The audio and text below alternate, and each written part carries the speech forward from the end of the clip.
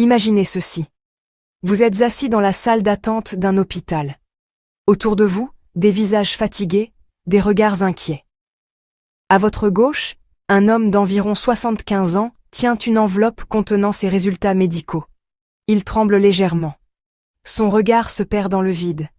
Il n'est pas malade. Du moins, il ne l'était pas avant que certains examens de routine ne viennent tout bouleverser. Cette scène, elle se répète tous les jours, partout dans le monde.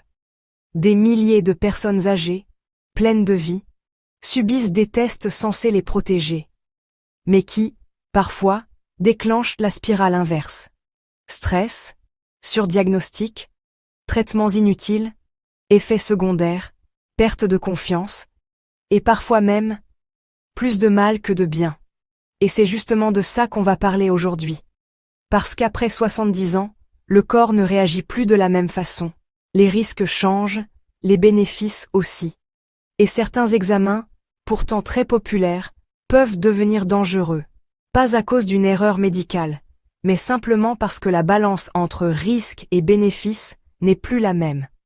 Mais attention, le but ici n'est pas de vous faire peur, ni de vous dire de tout refuser. Loin de là. Le but, c'est de vous donner les vraies informations, celles qu'on ne dit pas toujours en consultation, pour que vous puissiez décider en connaissance de cause, avec votre médecin, de ce qui est vraiment utile pour vous. Parce que la santé, ce n'est pas faire le plus de tests possible. La santé, c'est faire les bons tests, au bon moment, pour la bonne raison. Et pour comprendre cela, on va plonger ensemble dans les 5 examens les plus courants. Ceux que la science moderne et les plus grandes revues médicales remettent aujourd'hui en question chez les plus de 70 ans. Des tests que beaucoup de personnes continuent à passer chaque année, parfois sans savoir qu'ils peuvent provoquer plus de dégâts que de bénéfices. Dans cette vidéo, vous allez découvrir non seulement pourquoi ces examens peuvent être à éviter, mais aussi comment ils ont impacté la vie de certaines personnes réelles, des témoignages bouleversants, mais surtout des explications claires, basées sur des études scientifiques récentes, publiées dans des revues comme The Lancet, JAMA Internal Medicine et BMJ. Alors, restez bien jusqu'à la fin, car je vous promets qu'après cette vidéo, vous ne verrez plus vos examens médicaux de la même manière. Prêt?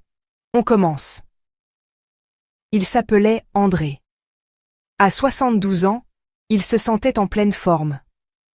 Ancien professeur de mathématiques, passionné de jardinage, il aimait dire qu'il ne tombait jamais malade. Comme beaucoup d'hommes de son âge, il faisait chaque année un petit bilan de santé, histoire de se rassurer. Ce matin-là, son médecin lui proposa un test qu'il n'avait encore jamais fait. Le test PSA, une prise de sang censée dépister le cancer de la prostate. Ce n'est rien du tout, André, juste pour vérifier, lui dit le médecin avec un sourire. Quelques jours plus tard, le résultat tombe. PSA légèrement élevé. Rien d'alarmant, mais suffisant pour déclencher une série d'examens complémentaires. IRM, biopsie, puis diagnostic incertain. Suspicion de cancer à bas risque. Et c'est là que tout s'enchaîne. André, inquiet, accepte une intervention chirurgicale pour retirer le mal avant qu'il ne s'aggrave.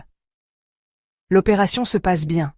Mais les conséquences, elles, vont le marquer à vie. Incontinence, troubles érectiles, anxiété, perte de confiance. 6 mois plus tard, un autre urologue lui confie. Vous savez, on n'aurait peut-être jamais dû vous opérer. Ce genre de cancer n'aurait probablement jamais évolué. Cette histoire, ce n'est pas un cas isolé. Des milliers d'hommes dans le monde vivent la même chose. Le dépistage du PSA, à première vue si simple, si rassurant, est aujourd'hui l'un des examens les plus controversés après 70 ans. Pourquoi? Parce que, contrairement à ce qu'on croit, il ne sauve pas forcément des vies dans cette tranche d'âge. Plusieurs grandes études, comme celle publiée dans The New England Journal of Medicine en 2012, ont montré que le dépistage systématique du PSA ne réduit pas significativement la mortalité chez les hommes âgés. En revanche, il entraîne souvent des traitements lourds pour des cancers qui ne seraient jamais devenus dangereux. Le problème, c'est le surdiagnostic. Le test PSA détecte parfois des anomalies bénignes ou des cellules cancéreuses tellement lentes qu'elles n'auraient jamais posé problème. Mais dès qu'un résultat anormal apparaît, la machine médicale s'emballe. Biopsie, anxiété, opération. Et chaque étape apporte son lot de risques. Les biopsies peuvent provoquer des infections, les interventions peuvent altérer la qualité de vie, et le stress du mot « cancer » peut transformer la perception de soi-même. Jean-Michel, 78 ans, raconte dans une revue de patients. Avant le test, je vivais normalement. Après, même si on m'a dit que c'était un petit cancer, je n'arrivais plus à dormir. J'avais l'impression d'être malade, condamné. Pourtant, le médecin m'a dit que je pouvais vivre encore 20 ans sans problème. Les chercheurs appellent cela l'effet psychologique du dépistage. Quand on apprend qu'on a quelque chose, même de minime, notre cerveau réagit comme si c'était une menace immédiate. Et après 70 ans, où chaque année compte, ce stress chronique peut être plus délétère que la maladie elle-même. Certaines sociétés savantes, comme l'US Preventive Services Task Force, recommandent désormais de ne plus faire le dépistage du PSA après 70 ans. Sauf cas très particuliers. Pourquoi ? Parce que les bénéfices deviennent minimes, alors que les effets indésirables augmentent. Le risque d'incontinence après chirurgie atteint jusqu'à 20%. Les troubles érectiles, plus de 40%. Les complications infectieuses post-biopsie, environ 5%. Et pourtant, la mortalité liée au cancer de la prostate reste quasiment inchangée. Cela ne veut pas dire qu'il faut ignorer tous les symptômes. Si un homme de 75 ans souffre de douleurs, de troubles urinaires importants ou de perte de poids, il doit bien sûr consulter. Mais ce n'est plus la peine de chercher un cancer silencieux qu'on ne traiterait même pas. Le docteur Alain Dubois, urologue à Lyon, le résume parfaitement. Le PSA est comme une loupe, il grossit des problèmes minuscules jusqu'à les rendre effrayants. Chez les plus âgés, on finit souvent par traiter des tumeurs qui n'auraient jamais menacé leur vie. Ce phénomène s'appelle le paradoxe du dépistage. Plus on cherche, plus on trouve, mais plus on trouve, plus on risque de nuire. Car trouver n'est pas toujours guérir, surtout quand ce qu'on trouve n'aurait jamais évolué. Un autre exemple ? Roger, 74 ans, retraité d'un garage automobile. Après un test PSA, il apprend qu'il a un cancer à bas risque. Son médecin lui propose la surveillance active, une méthode qui consiste à suivre l'évolution sans intervenir tout de suite. Roger accepte. 3 ans plus tard, son taux de PSA a peu bougé, il n'a subi aucun traitement et il vit tranquillement. J'ai choisi de ne pas paniquer, raconte-t-il. J'ai préféré vivre avec mon âge plutôt que me battre contre une ombre. Ce choix de la prudence, il est soutenu par de nombreux travaux scientifiques. En 2020, une revue systématique du British Medical Journal concluait que chez les hommes de plus de 70 ans, la stratégie la plus sage est souvent l'observation plutôt que l'intervention. Mais alors, pourquoi continue-t-on à proposer ce test ? Parce que la peur du cancer est plus forte que la logique médicale. Parce que le mot prévention semble toujours positif. Et aussi, parce que le système médical, parfois, suit des automatismes vieux de plusieurs décennies. Pourtant, une nouvelle génération de médecins tente de faire évoluer les mentalités. Le professeur Patrick Henry de l'Université de Montréal rappelle souvent à ses étudiants : un bon médecin n'est pas celui qui prescrit le plus d'examens. C'est celui qui sait quand ne pas prescrire. Et c'est exactement l'esprit de cette vidéo. Après 70 ans, il ne s'agit plus de tout dépister à tout prix, mais de préserver la qualité de vie. Le corps devient plus fragile, les tissus cicatrisent moins bien, le stress médical pèse plus lourd. Dans cette tranche d'âge, chaque examen doit être justifié par un vrai bénéfice attendu, pas juste une habitude.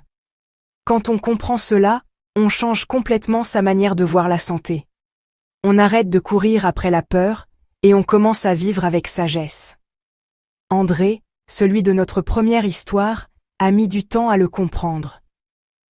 Aujourd'hui, il milite dans une association d'information pour les seniors. Dans ses conférences, il dit souvent « Le plus grand risque après 70 ans, ce n'est pas de manquer un cancer. C'est de vivre dans la peur d'en avoir un. » Et c'est exactement ce que la science moderne nous rappelle. La surmédicalisation du vieillissement est une erreur de notre époque. Le test PSA, bien qu'utile pour certains, ne devrait plus être un réflexe automatique passé un certain âge. La vraie santé, c'est la connaissance, la vigilance, mais aussi la liberté de dire non à ce qui n'est plus nécessaire. Elle s'appelait Monique. À 74 ans, elle vivait seule dans un petit appartement au bord du lac. Ancienne institutrice, elle aimait les promenades, les fleurs et les cafés entre amis. Un matin, lors d'une consultation de routine, son médecin lui propose une mammographie. « C'est juste pour vérifier, on ne sait jamais », lui dit-il. Monique hésite. Elle n'a plus eu aucun souci depuis des années, mais elle accepte, comme la plupart d'entre nous, parce que le mot « cancer » fait peur. Quelques jours plus tard, le verdict tombe, une petite anomalie suspecte. Ce n'est peut-être rien, mais il faut vérifier, lui explique le radiologue. Et là commence le tourbillon. Biopsie, attente angoissante, puis diagnostic, cancer du sein à croissance lente. Monique pleure, se sent perdue, panique. On lui parle de chirurgie, de radiothérapie, d'hormonothérapie. Elle suit tout à la lettre, parce qu'elle veut faire ce qu'il faut. Mais après 2 ans, elle se rend compte d'une chose. Elle n'a jamais ressenti de symptômes, jamais eu mal. Et surtout, les effets secondaires du traitement la fatiguent énormément.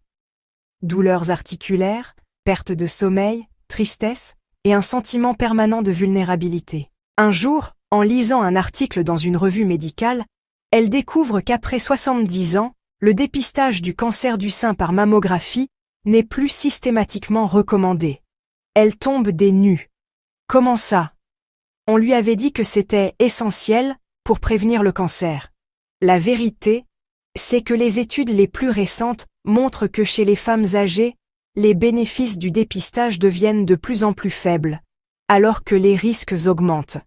Une méta-analyse publiée dans JAMA Internal Medicine a démontré que le dépistage après 70 ans ne réduit presque pas la mortalité spécifique liée au cancer du sein, mais provoque un grand nombre de faux positifs et de surdiagnostics.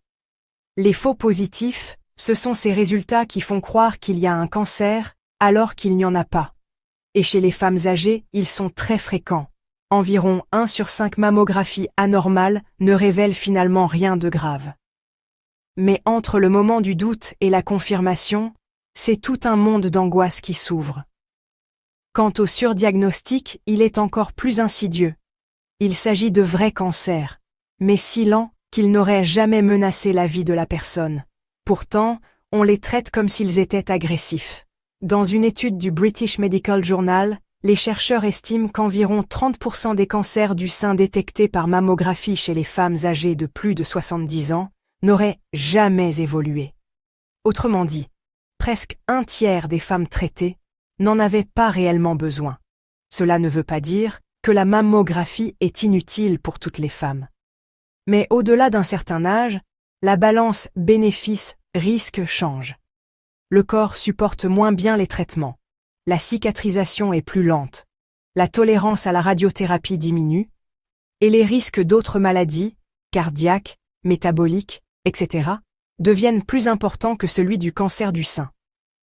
Le docteur Laurence Petit, oncologue au CHU de Bordeaux, explique souvent à ses patientes « Après 70 ans, on ne dépiste plus par peur, on dépiste par nécessité. Si la patiente est en pleine forme, sans antécédent familial fort, la mammographie n'apporte souvent plus rien. » Ce discours choque parfois, car pendant des décennies, on a répété aux femmes qu'il fallait faire sa mammographie tous les 2 ans, sans exception.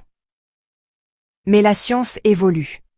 Une étude de Harvard Medical School a montré qu'entre 70 et 85 ans, les vies sauvées par le dépistage sont très peu nombreuses, tandis que les complications liées aux traitements inutiles augmentent de manière significative. Et puis, il y a le poids émotionnel. Dans une enquête auprès de femmes âgées, publiée dans The Gerontologist, plus de 60% d'entre elles disaient que le stress généré par un résultat suspect avait été l'un des pires moments de leur vie. Certaines ont sombré dans l'anxiété chronique, d'autres ont eu du mal à faire confiance à leur corps après coup. Lucie, 79 ans, témoigne. On m'a trouvé un tout petit cancer, qu'ils ont enlevé. Mais je me dis que si on ne l'avait pas cherché, je n'aurais jamais su, et j'aurais continué à vivre sereinement. Maintenant, j'ai peur à chaque contrôle. Ce sentiment de fragilité permanente, c'est aussi un effet secondaire du dépistage excessif. Il modifie la manière dont on se perçoit. On se sent malade en sursis, même quand tout va bien. Les médecins parlent de l'étiquette du patient, ce phénomène psychologique où une personne en bonne santé se met à vivre comme un malade parce qu'on lui a trouvé une anomalie bénigne. Et cette étiquette, une fois posée, ne s'enlève plus facilement. Le docteur Michel Dupuis, gériatre à Bruxelles, résume cela avec beaucoup de justesse. Après 70 ans, il faut protéger les gens du poids de la médecine autant que des maladies elles-mêmes. Les autorités de santé commencent d'ailleurs à changer leur discours. En France, la Haute Autorité de Santé recommande de réévaluer le dépistage du cancer du sein à partir de 74 ans, en fonction de l'état général et de l'espérance de vie. Aux États-Unis, l'American Cancer Society conseille de discuter au cas par cas, plutôt que de poursuivre automatiquement le dépistage. Mais dans la pratique, beaucoup de femmes continuent à passer ces examens sans être informées de ces nouvelles données. Pourquoi ? Parce que la peur est toujours plus forte que la nuance. Parce que refuser un examen, ça donne l'impression d'abandonner. Et pourtant, parfois, dire non, c'est le plus bel acte de confiance envers soi-même. Il ne s'agit pas d'ignorer les signaux du corps. Une boule, une douleur, un changement doivent toujours être explorés, mais de ne plus subir le poids du dépistage automatique. Monique, notre institutrice, a compris cela après son parcours difficile. Aujourd'hui, elle raconte son histoire dans les associations de santé pour seniors. On m'a dit que j'étais courageuse d'avoir affronté mon cancer. Moi, je dis que j'aurais préféré qu'on m'apprenne à choisir, à comprendre, à questionner avant de foncer. Ces mots résonnent puissamment, car ils rappellent une vérité essentielle. À un certain âge, le véritable courage, ce n'est pas de multiplier les examens, mais de savoir écouter son corps et sa raison. Et si la médecine moderne a un grand défi à relever, c'est celui-là. Passer d'une logique de peur à une logique de discernement. Car la santé des seniors, ce n'est pas une course contre la mort, c'est une recherche de sérénité. Jean-Pierre avait 76 ans et adorait les randonnées en montagne. Sa vie semblait paisible et bien remplie. Petits-enfants, jardinage, club de lecture.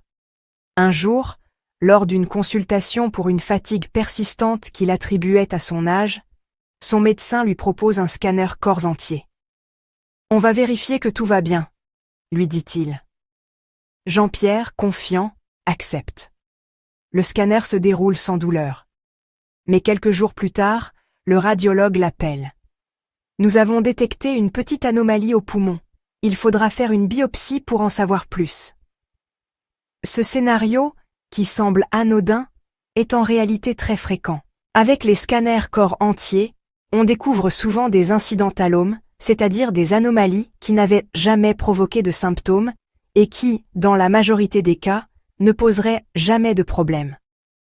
Pourtant, dès qu'une anomalie apparaît, un enchaînement médical commence. Examen complémentaire, ponction, parfois chirurgie, avec tous les risques que cela comporte, surtout chez les seniors. Marie, 78 ans, raconte son expérience. « J'avais accepté un scanner pour vérifier mon cœur. On a trouvé quelque chose sur mes reins. Résultat, une biopsie, puis un traitement lourd. Et 3 ans plus tard, on m'a dit que ça n'aurait jamais évolué.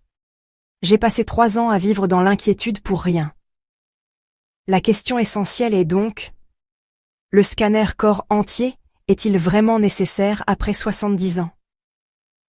des revues scientifiques récentes, comme celles publiées dans The Lancet Oncology et Radiology, indiquent que le dépistage systématique par scanner à cet âge apporte très peu de bénéfices et expose à de nombreux risques. 1. Surdiagnostic et faux positifs.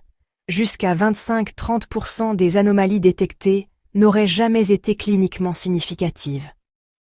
2. Exposition aux radiations. Un scanner corps entier expose à des doses non négligeables de rayons X. Chez les personnes âgées, cette exposition répétée peut augmenter le risque de cancer secondaire. 3. Stress et anxiété. Découvrir une anomalie, même bénigne, déclenche souvent une peur intense, perturbant le sommeil, l'appétit et la qualité de vie. 4. Complications des examens complémentaires. Biopsie ou chirurgie peuvent provoquer infections, hémorragie ou complications cardio-respiratoires, particulièrement chez les seniors. Le professeur Julien Mercier, radiologue, explique « Chez les patients âgés, le scanner corps entier ne devrait pas être une routine. Il est réservé aux symptômes cliniques précis. Sinon, le risque de faire plus de mal que de bien est réel. » Prenons l'exemple de Robert, 80 ans, ancien ingénieur. Il avait accepté un scanner de contrôle après une hospitalisation pour pneumonie. Le scanner a révélé une petite masse sur son foie. Une biopsie a été réalisée, suivie d'une surveillance intensive. 2 ans plus tard, on a constaté que la masse était bénigne et n'aurait jamais nécessité de suivi. Entre-temps, Robert avait vécu avec la peur constante de mourir d'un cancer. Ce phénomène est documenté par des études américaines et européennes. La fréquence des anomalies incertaines augmente considérablement avec l'âge, et chaque anomalie entraîne des examens supplémentaires, souvent invasifs. Mais pourquoi continue-t-on à proposer ces scanners? Parce que la médecine moderne est influencée par la prévention et la détection précoce. Le problème est que la prévention massive a ses limites après 70 ans. À cet âge, beaucoup de maladies détectées ne changent pas la durée de vie, mais affectent la qualité de vie.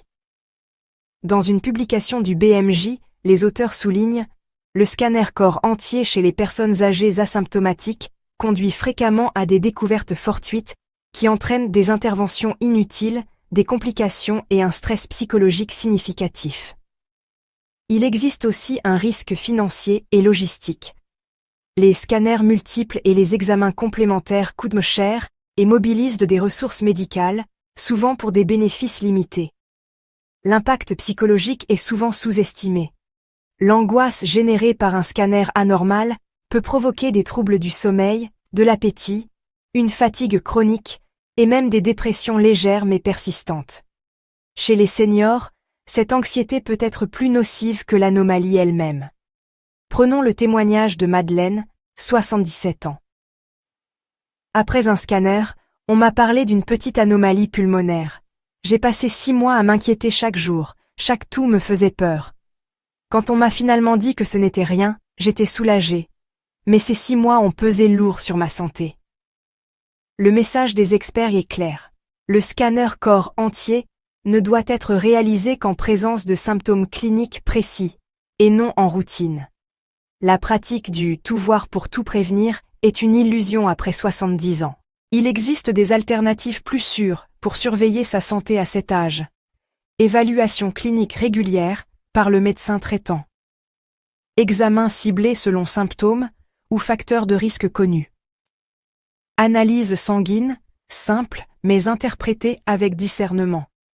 La clé est la personnalisation. Chaque personne est différente, et la décision de passer un scanner doit tenir compte de l'état général, des comorbidités et des préférences individuelles.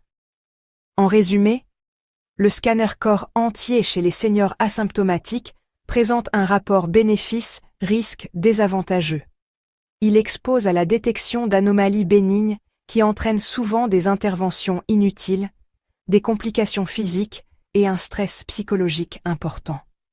Jean-Pierre, après son expérience, résume parfaitement « Je croyais me rassurer, mais j'ai découvert qu'on peut passer des mois à vivre dans la peur pour quelque chose qui ne m'aurait jamais touché. Aujourd'hui, je discute avec mon médecin avant tout examen. Je choisis ce qui m'aide vraiment à vivre sereinement. Et c'est exactement l'esprit qu'il faut garder en tête. Après 70 ans, la santé ne se mesure pas seulement à ce que révèlent les tests, mais à la qualité de vie, au bien-être, et à la liberté de choisir ce qui est vraiment nécessaire. Henri avait 75 ans. Ancien chef cuisinier, il vivait avec sa femme dans une maison pleine de souvenirs et d'odeurs de cuisine. Chaque année, il effectuait un contrôle médical complet, comprenant analyse, cardiologie et échographie carotidienne.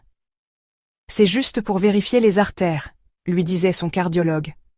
Le jour de l'examen, Henri s'allonge sous l'appareil, le technicien glisse le gel sur son cou et la sonde explore ses carotides. Quelques jours plus tard, le médecin l'appelle. Nous avons détecté un rétrécissement de l'artère. Il faudra envisager une intervention pour éviter un accident vasculaire.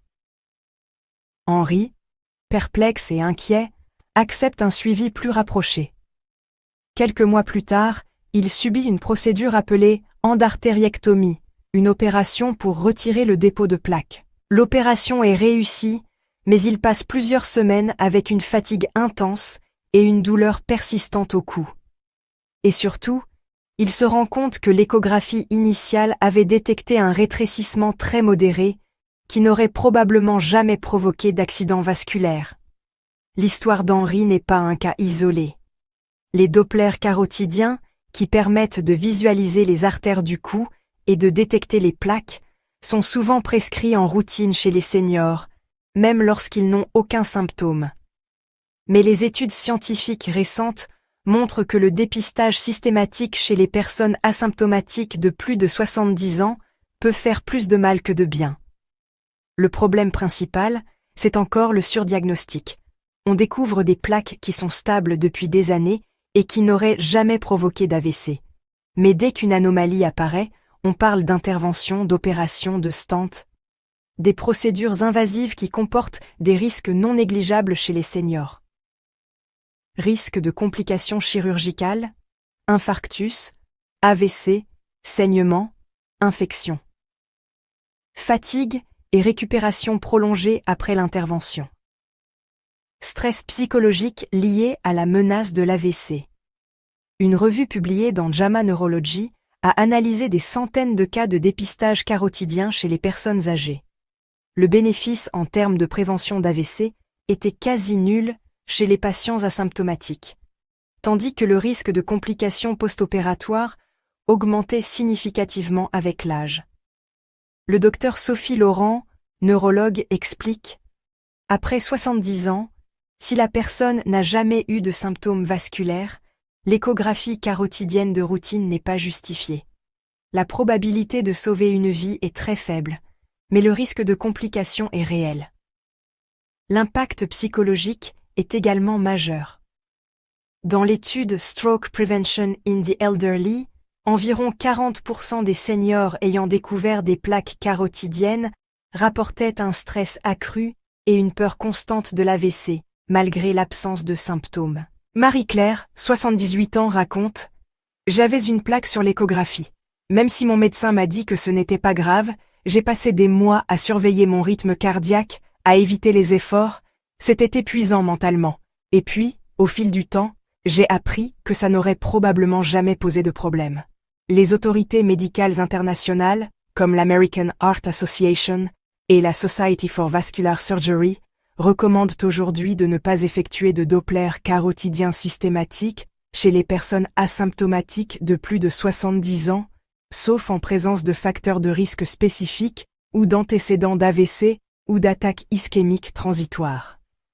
En pratique, cela signifie, si vous êtes asymptomatique et que vous n'avez jamais eu d'AVC, inutile de subir ce test de routine. Si vous avez déjà présenté des symptômes ou des facteurs de risque importants, hypertension sévère, diabète mal contrôlé, tabagisme, antécédents familiaux, le test peut être envisagé. Le message essentiel est le même que pour les autres examens que nous avons vus. Après 70 ans, plus n'est pas toujours mieux. Chaque test doit être évalué en fonction de son utilité réelle, des risques physiques et de l'impact psychologique sur le patient. Henri, après sa procédure, a appris à mieux questionner les examens proposés. Aujourd'hui, il raconte son expérience aux autres seniors. On pense que plus on regarde, mieux c'est. Mais parfois, regarder de trop près ne fait qu'augmenter la peur et les complications. Il faut choisir les examens qui apportent un vrai bénéfice. En conclusion, les échographies et Doppler carotidiens, bien qu'utiles pour certaines personnes, ne devraient pas être systématiques après 70 ans chez les individus asymptomatiques. La médecine moderne recommande désormais la prudence et la personnalisation. Écouter son corps, discuter avec son médecin et privilégier la qualité de vie plutôt que le dépistage systématique. Claude avait 73 ans. Ancien instituteur, il avait toujours pris soin de sa santé. Chaque année, il suivait les recommandations. Analyse sanguine, visite chez le médecin et même une coloscopie tous les 10 ans, comme le prescrivaient les anciens protocoles. Lors de son dernier contrôle, le gastro-entérologue lui propose une nouvelle coloscopie. C'est juste pour vérifier, on veut être sûr que tout va bien. Claude accepte, confiant, pensant que c'est une formalité. L'examen se déroule sous anesthésie légère, et quelques jours plus tard, le médecin l'informe qu'on a retiré un petit polype. Rien de dangereux, mais suffisamment pour justifier l'intervention. Claude se réveille fatigué, avec des douleurs abdominales, et passe quelques jours à récupérer. Cette histoire illustre un problème fréquent. Les coloscopies après 70 ans sont souvent prescrites systématiquement, alors que les risques peuvent commencer à dépasser les bénéfices. Le problème principal, c'est que la coloscopie, bien qu'efficace pour prévenir le cancer colorectal, est un examen invasif. Risque de perforation intestinale, 0,1 à 0,3% selon les études, mais ce risque augmente avec l'âge. Risque hémorragique, 1 à 2% après retrait de polypes. Risque lié à l'anesthésie, plus important chez les seniors, surtout ceux avec des maladies cardiaques ou pulmonaires. Fatigue et récupération longue. Un examen qui semblait simple peut nécessiter plusieurs jours de repos. Une étude publiée dans Gastroenterology a montré que pour les personnes asymptomatiques de plus de 75 ans, la probabilité de prévenir un cancer par coloscopie est très faible, tandis que le risque de complications augmente considérablement. Marie, 76 ans, témoigne. On m'a enlevé un polype. Heureusement, ce n'était pas dangereux.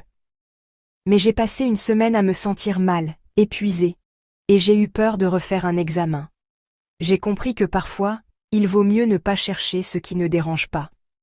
Les autorités médicales, comme l'American College of Gastroenterology et la Société française de gastroentérologie, recommandent désormais de réévaluer la nécessité des coloscopies après 75 ans, surtout pour les patients sans antécédent de cancer colorectal ou de polypes avancés. Le message est clair, il faut personnaliser la décision. La coloscopie peut rester utile dans certains cas. Antécédents familiaux de cancer colorectal.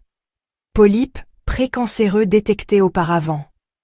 Symptômes digestifs nouveaux. Sang dans les selles, douleurs abdominales, perte de poids. Mais pour les seniors asymptomatiques, le dépistage systématique n'est plus recommandé. Le risque d'effets secondaires dépasse souvent le bénéfice potentiel. Claude, après sa récupération, raconte. J'aurais aimé que quelqu'un me dise, si vous vous sentez bien et que vous n'avez aucun symptôme, peut-être que vous pouvez éviter cet examen. J'ai compris que l'expérience de la médecine n'est pas toujours de faire plus, mais de faire mieux. En résumé, les examens digestifs invasifs, comme la coloscopie, après 70 ans, doivent être réfléchis et individualisés. Ils ne sont pas systématiquement nécessaires pour tous. La priorité devient la qualité de vie, la prévention des complications et la prise de décision éclairée avec son médecin. Ces 5 exemples, le test PSA, la mammographie, le scanner corps entier, le Doppler carotidien et la coloscopie, montrent une chose essentielle, à un certain âge, moins peut-être plus. La médecine moderne ne consiste pas seulement à détecter des anomalies, mais à préserver la sérénité, l'énergie et le bien-être des personnes âgées. C'est un changement de paradigme. Passer de la recherche systématique de maladies à une approche centrée sur la personne, ses besoins, ses préférences et sa qualité de vie. Après avoir exploré ces 5 examens médicaux, il est clair que la médecine moderne, bien qu'incroyablement puissante, n'est pas toujours synonyme de bénéfice absolu, surtout après 70 ans. Le test PSA, la mammographie, le scanner corps entier, le Doppler carotidien et la coloscopie sont tous des outils précieux, mais seulement lorsqu'ils sont utilisés à bon escient, au bon moment, et pour la bonne raison. À cet âge, chaque décision médicale doit être réfléchie, personnalisée, et surtout centrée sur la qualité de vie plutôt que sur la simple recherche de maladies. Les études scientifiques, les revues médicales et les témoignages de seniors comme André, Monique, Henri, Claude ou Marie montrent une vérité simple mais puissante. Parfois, faire moins peut sauver plus. Non en années de vie, mais en sérénité, en énergie et en bien-être. La santé après 70 ans n'est pas une course contre le temps. Elle n'est pas une accumulation d'examens ou de bilans sans fin. Elle est un équilibre délicat entre vigilance et sérénité, entre prévention et discernement. C'est savoir écouter son corps, poser les bonnes questions à son médecin, et surtout, choisir ce qui apporte réellement du bénéfice. Alors, que retenir? Tous les examens ne sont pas égaux. Ce qui sauve une vie chez un jeune adulte peut être inutile ou risqué chez un senior. Le surdiagnostic et la surmédicalisation sont des dangers réels. Découvrir une anomalie n'est pas toujours synonyme de salut. La communication avec le médecin est essentielle. Discutez de vos choix, comprenez les risques et les bénéfices, et décidez avec discernement. La priorité après 70 ans est la qualité de vie, la liberté et la sérénité. Chaque test doit être évalué selon son utilité réelle pour vous. Vous n'êtes pas défini par les examens que vous passez, mais par la façon dont vous vivez votre vie. La vraie prévention n'est pas dans la quantité de tests, mais dans la sagesse de vos choix. Et souvenez-vous, chaque décision médicale est aussi une question de cœur et de conscience. Dire non à un examen inutile, c'est parfois dire oui à votre énergie, votre paix intérieure et votre joie de vivre. Alors, prenez soin de vous, informez-vous, questionnez et choisissez avec sagesse. Après 70 ans, votre santé est précieuse, mais votre tranquillité d'esprit l'est tout autant.